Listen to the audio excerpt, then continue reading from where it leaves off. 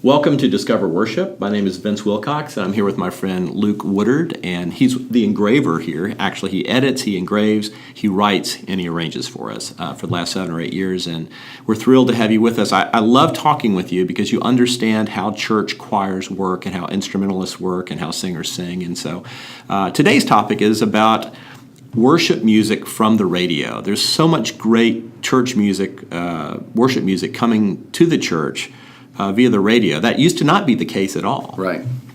Yes, and which is a wonderful thing that so many artists that used to just write kind of their own thing for their own careers are consciously trying to write songs that will be sung in the church. It's a wonderful time.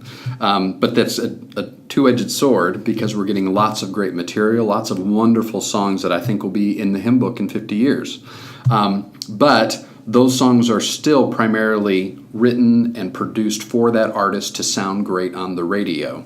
The great thing about that is we have so much new material. The challenge of that is when we bring that material in, the people in our churches have already heard it on the radio. Right. Which is great, means they'll be familiar with it somewhat, but they're used to the high production value, stellar players, auto-tuned vocals. It's a pristine, perfect, passionate performance that will be really difficult to replicate when we bring it into church with our singers and our players. So as a guy that works with church choirs, I mean, you actually sing in your choir at Christ Presbyterian Church here in Nashville, Tennessee.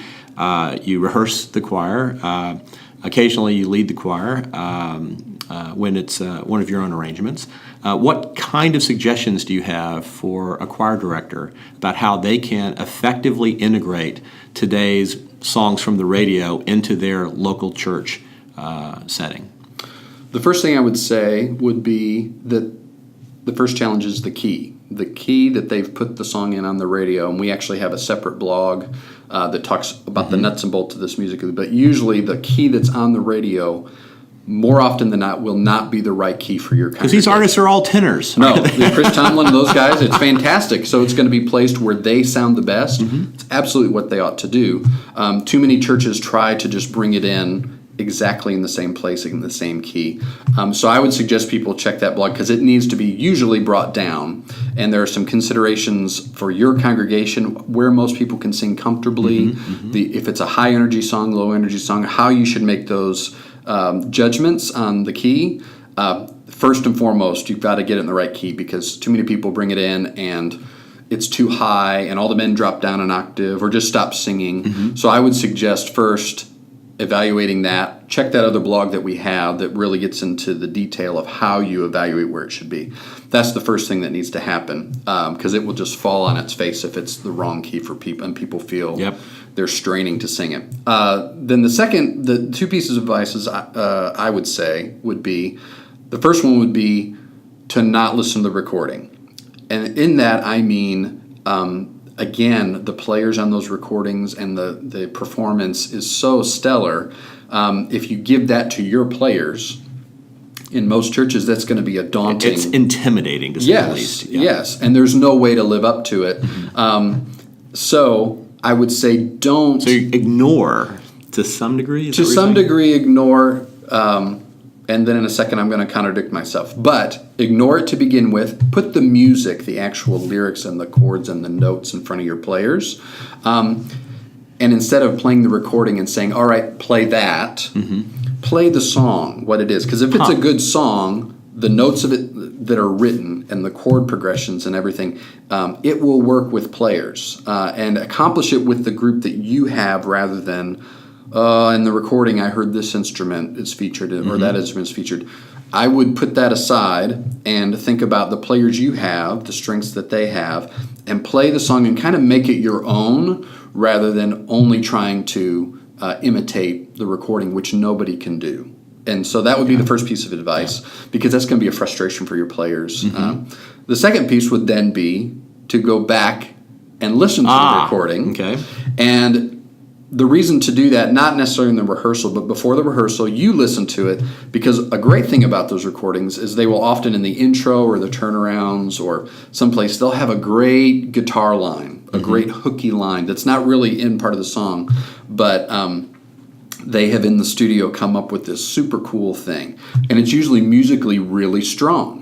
And because it's musically strong, it doesn't have to be that instrument. It doesn't have to be the electric guitar or a violin or anything. If you've got piano and organ, or you have a saxophone or something else, pull that same strong line and have your players translate it instrumentally. Wow. Some people get into the habit of, oh, there's electric guitar in this song, so I need to get somebody in the church who plays electric guitar, and they will bring up less experienced players just because they play the cool instruments, and they will bench people who play the organ or some other instrument that isn't cool or isn't on this track.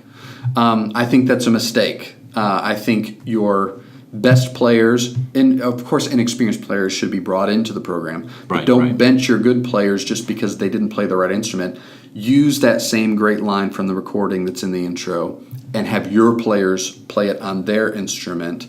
So don't listen to the recording to force your instrumentalists to try to sound like it, but do listen to it to glean the great musical ideas and then translate it for the players that you have. Wow. And then back to your first point, make sure you have a key that's good for your congregation. Yes, definitely look up that other blog, because it doesn't matter if you do those other things. If the congregation can't sing it well and comfortably and really own the song and enjoy it, they won't know it's not in the same key. It's the musicians who feel the pressure to sing it like the radio. The congregation just wants to engage the song, sing it well, and have a moment where they worship God without the barriers of it's too high, it's too low, it's too this, too that. That's really the goal for all of us, is to create a moment where those people can engage musically and express their worship and thanks and praise to God. And we want to remove those barriers and create a musically inviting that doesn't have barriers. We want an atmosphere that invites people musically. And I think those things will really help. Great. Luke, your advice has been perfect. Thank you so much. Thank you.